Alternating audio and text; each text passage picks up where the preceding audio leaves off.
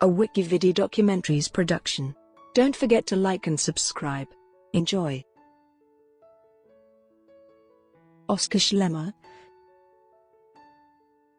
Oskar Schlemmer was a German painter, sculptor, designer and choreographer associated with the Bauhaus school. In 1923, he was hired as master of form at the Bauhaus theatre workshop. After working at the workshop of sculpture, his most famous work is Triadisches Ballett, which saw costumed actors transformed into geometrical representations of the human body in what he described as a party of form and color. Childhood and apprenticeships. Born in September 1888 in Schwabia, Germany, Oskar Schlemmer was the youngest of 6 children. His parents, Karl Leonhard Schlemmer and Mina Neuhaus, both died around 1900, and the young Oskar lived with his sister and learned at an early age to provide for himself. By 1903 he was completely independent and supporting himself as an apprentice in an inlay workshop, moving on to another apprenticeship in marquetry from 1905 to 1909.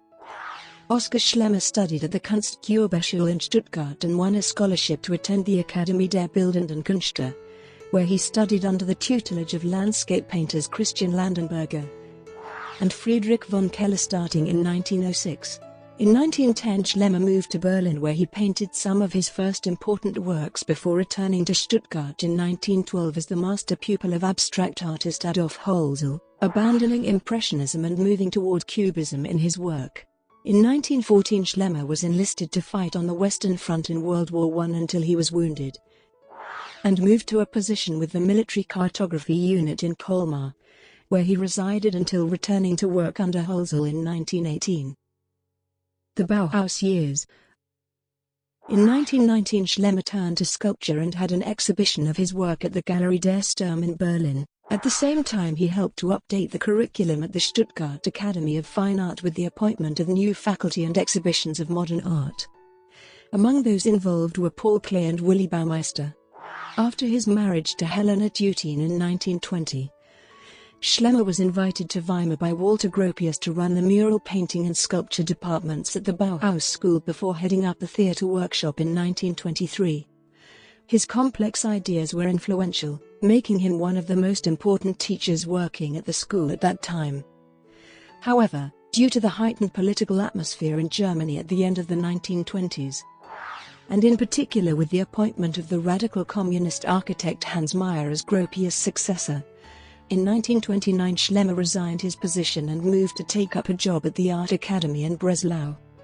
Schlemmer became known internationally with the premiere of his Triadisches Ballett in Stuttgart in 1922.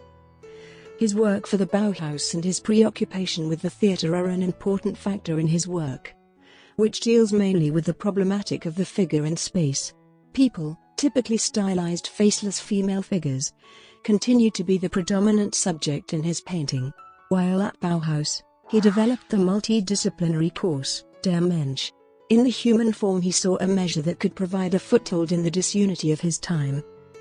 After using Cubism as a springboard for his structural studies, Schlemmer's work became intrigued with the possibilities of figures and their relationship to the space around them, for example egocentric spacelines. Schlemmer's characteristic forms can be seen in his sculptures as well as his paintings.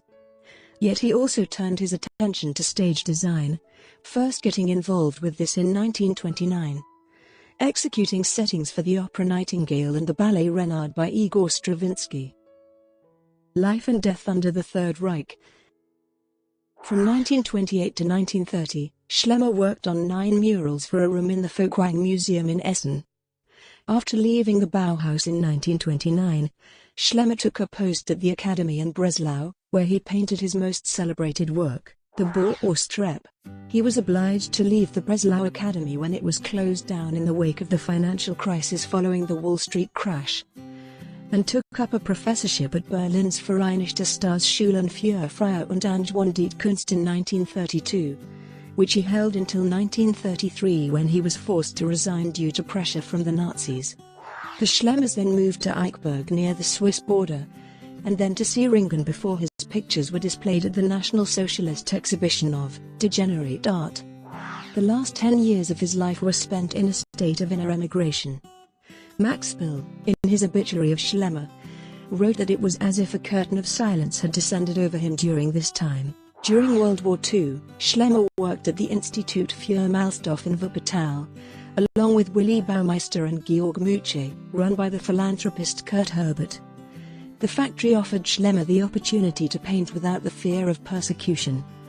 His series of 18 small, mystical paintings entitled Fensterbilder were painted while looking out the window of his house and observing neighbors engaged in their domestic tasks. These were Schlemmer's final works before his death in the hospital at Baden-Baden in 1943. Legacy. Schlemmer's ideas on art were complex and challenging even for the progressive Bauhaus movement. His work, nevertheless, was widely exhibited in both Germany and outside the country. His work was a rejection of pure abstraction, instead retaining a sense of the human, though not in the emotional sense, but in view of the physical structure of the human. He represented bodies as architectural forms, reducing the figure to a rhythmic play between convex, concave and flat surfaces. And not just of its form, he was fascinated by every movement the body could make, trying to capture it in his work, as well as leaving a large body of work behind. Schlemmer art theories have also been published. A comprehensive book of his letters and diary entries from 1910 to 1943 is also available, along with Schlemmer's diary. His private letters to Otto Meyer and Willy Baumeister have given valuable insight on what happened at the Bauhaus, especially his writings of how the staff and students responded to the many changes and developments at the school. Schlemmer's first retrospective in the United States was mounted by the Baltimore Museum of Art in 1986. On the 4th of September 2018, to commemorate what would have been his 130th birthday, Google released a Google Doodle celebrating him. Controversy. In 2000, the artist's daughter Eugenia Schlemmer, who asserted that she owns the painting Bauhaus Stairway or is owed money for it, obtained a court order to hold it for further investigation while it was on temporary loan from the Museum of Modern Art in New York to the Neue Nationalgalerie in Berlin. Before the injunction was served on the Neue Nationalgalerie, Bauhaus Stairway had already been packed and shipped to New York.